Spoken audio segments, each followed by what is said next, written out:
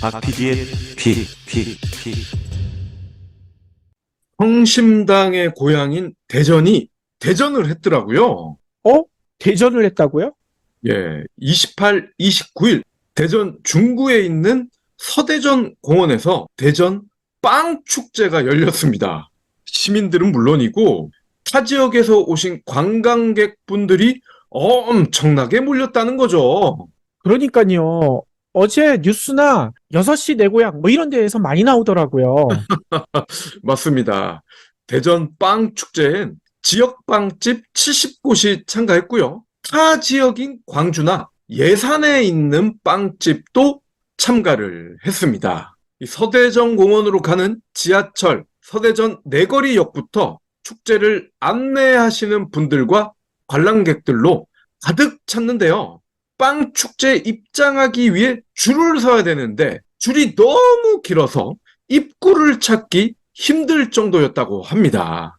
오호. 인파가 몰리니까 축제장 주변에 한 마리에 1,000원을 한다는 그 비싼 붕어빵 그리고 솜사탕을 파는 노점상들도 많이 배치가 됐다고 하네요. 그렇군요.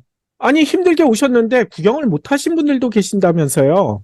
맞아요. 줄이 너무 기니까 기본 1시간을 서야 된다고 합니다. 그래서 적지 않은 분들이 오늘은 도저히 못 보겠다. 내일 일찍 와서 봐야 되겠네. 라고 하시면서 발걸음을 돌렸다고 합니다. 행사에 참여한 빵집 사장님들, 오랜만에 빵이 너무 많이 팔려서 정말 기뻤다. 매출이 많이 올라갔다. 축제가 큰 도움이 됐다. 라면서 미소를 지었고요. 축제가 열린 인근의 소상공인분들도 빵 축제 덕에 우리도 매출 대박을 맛봤다. 라면서 덩달아 웃었다고 합니다. 그렇군요. 아니, 한쪽에선 이렇게 웃음꽃이 피고 있는데 또 다른 대전 한쪽에서는 눈물을 흘리고 있다면서요. 맞습니다. 이렇게 빵의 도시 대전에서 같은 시각에 엄청난 분노와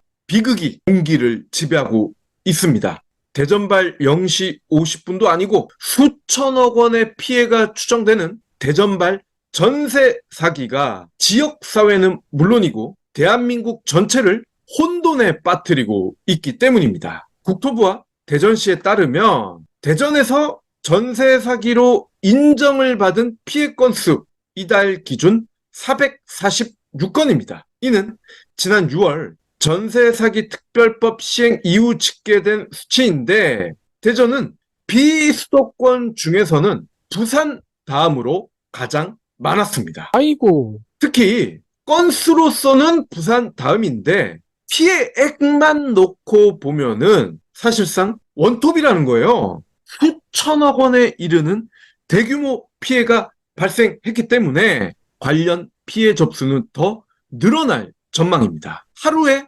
10건 안팎의 피해가 접수되고 있고 최근 들어서 계산을 다시 해보니까 일평균 15건의 신고가 들어오고 있다는 겁니다. 아니, 그런데 왜 대전에 유독 이런 전세 사기 빈도가 많고 피해 규모도 큰 걸까요? 네, 그게 참 신기하실 거예요. 왜 하필 대전에서 일단 타 지역 대비 다가구 주택 비율이 높습니다. 국토부의 건축물 현황을 보면 작년 지역 내 주거용 건축물 9894곳 중 다가구 주택이 대전은 33.5%입니다. 그러니까 주거용 건축물 3곳 중에 하나가 다가구 주택이라는 건데 전국에서 압도적으로 높습니다. 다른 데는 어느 정도 수준인가요? 그나마 근접한 게 대구인데요. 대구도 31%, 서울은 26%, 울산은 21%, 광주, 인천은 10%대로 내려가요. 16% 수준이니까 광주, 인천 대비 대전은 2배나 높은 겁니다. 그렇군요. 다가구 주택, 연립이나 빌라 이런 걸 뜻하는데 안 그래도 이들 주택은 전세 사기 피해 지원에 사각지대에 놓여 있기 때문에 리스크가 크지 않습니까? 그럼 왜 리스크가 크냐? 가장 큰 게 개별 등기가 안 된다는 겁니다. 이게 뭘까요? 그러니까 예를 들어 내가 살고 있는 경불진 빌라가 있다. 그런데 이 경불진 빌라에 20가구가 산다고 했을 때 20가구면은 20가구 개별 등기가 돼야 될 텐데 그게 안 된다는 겁니다. 그럼 어떻게 등기가 되느냐? 건물 전체로만 등기가 된다는 거예요. 이러다 보니 만약에 누가 건물 주인이 전세 사기를 쳤다. 이럴 경우에 개별로 보호를 받기가 어렵다는 겁니다. 즉 전세 사기가 현실화가 됐다. 이러면 채권자들이 경매를 붙이는데 경매에 낙찰이 되면 대항력이 빠른 선순위 권리자부터 차례대로 돈을 받습니다. 즉 전세 계약을 20가구 중에 1번, 2번, 3번 이렇게 가장 먼저 했던 분들은 그나마 보증금을 어느 정도 받을 수가 있지만 5번부터 20번까지 나중에 한 세입자들은 보증금을 받지 못할 가능성이 굉장히 크고요. 19번, 20번 세입자는 그냥 못 받는다고 봐야 됩니다. 물론 이때도 보증금을 돌려받지 못한 세입자 원칙적으로 경매를 중단시킬 수 있습니다. 왜냐? 나는 어차피 경매를 해도 못 받기 때문에 경매를 중단시키는 게 나을 겁니다. 하지만 그러려면요. 경불진 빌라 20가구의 세입자 전체 동의가 필요합니다. 근데 과연 20가구 전체가 동의를 하겠습니까? 1번, 2번, 3번 보증금을 돌려받을 수 있는 선순위 권리자 이분들은 대부분 경매를 원하게 마련이죠. 그렇군요. 또 다른 요인도 있다면서요. 네. 두 번째 요인이 지역 사회에서 영업을 하고 있는 이 금융권의 무리한 경쟁입니다. 수천억 규모의 대전발 전세 사기에서 가장 큰 비중을 차지하는 놈이 A씨라는 놈입니다. 이놈이 2,500억 원을 사기친 것으로 드러났는데 이놈이 가진 법인 소유의 건물이 대출을 당연히 했겠죠. 근데 유독 대전 지역의 새마을금고 신협 비중이 컸다는 겁니다. 그래서 새마을금고에 물어봤습니다. 왜 유독 니네는 A라는 놈한테 대출금을 많이 몰아줘가지고 이 지경을 만들었느냐라고 했더니 다가구 주택이 밀집된 지역의 지점이 바로 우리다.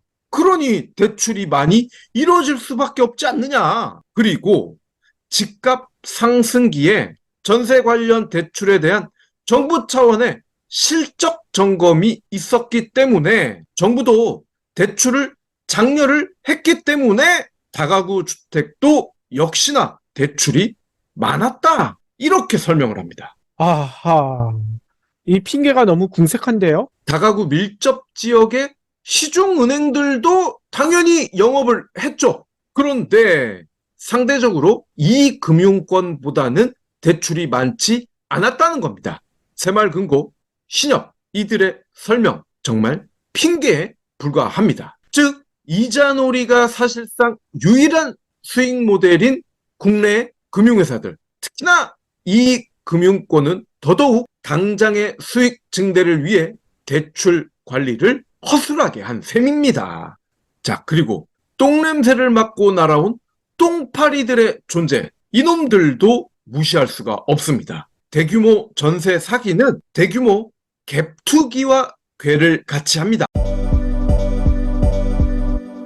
나의 면역력은 장에서 결정됩니다. 다양한 장내 유익균이 활발히 움직이면 병원 갈 일이 거의 없죠. 변비도 예방할 수 있고요. 유익균을 늘리고 잘 놀게 하는 유일한 비법 프로바이오틱스, 즉 먹이에 있습니다. 곡물, 과일, 채소, 해조류들인데 이걸 매일 챙겨 먹기는 힘들죠. 그래서 하루 하나 브리오 생유산균이 필요합니다. 16가지의 생유산균을 100억 마리 이상 보장할 만큼 알찹니다. 특히 특허받은 생유산균 호박 분말 코팅 기법을 사용해 장까지 살아서 도달하고요. 냄새나는 돈피, 어피가 아닌 100% 식물성 캡슐이라 먹는데 부담이 없습니다. 임산부와 어린이도 섭취 가능한 프리미엄 원료 원료만 사용했고 식약처의 정밀 검사를 통과해 안전하고 믿을 수 있습니다. 네이버에서 경불진의 깐부 브리오 비타민을 검색하세요.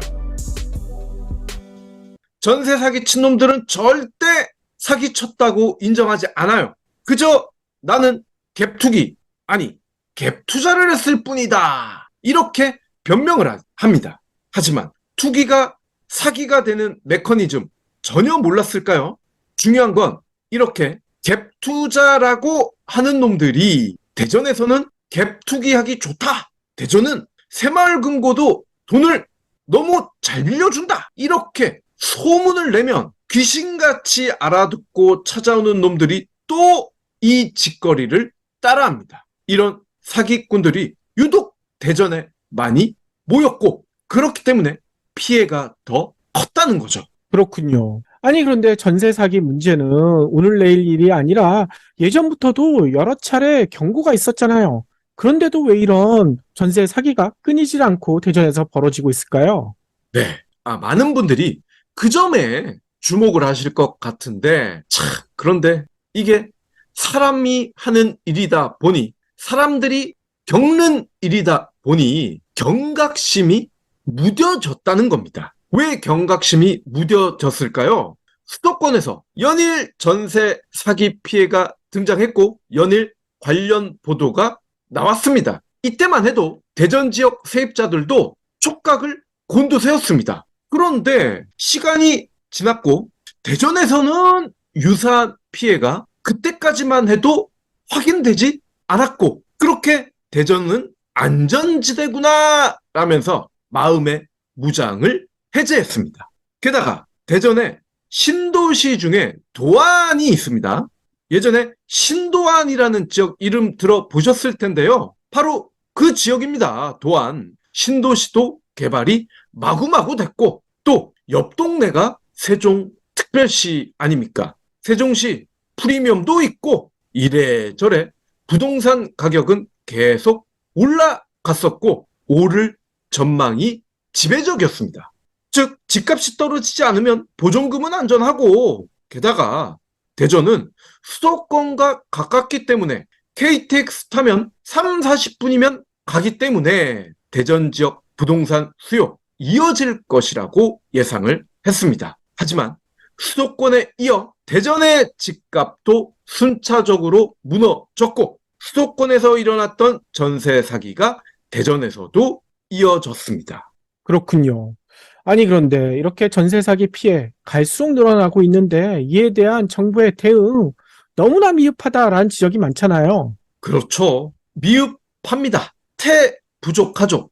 그런데 공식적으로 몇 개가 있긴 해요. 주택임대차 보호법에 따른 최우선 변제권이 대표적입니다. 최우선으로 피해자를 도와주자. 아주 취지는 좋아요. 하지만 문제가 전세금이 8,500만 원 이하인 경우에 해당합니다. 즉 전세금이 8,600만 원부터 1억, 1억 5천, 2억인 분들은 해당 사항이 없다는 겁니다.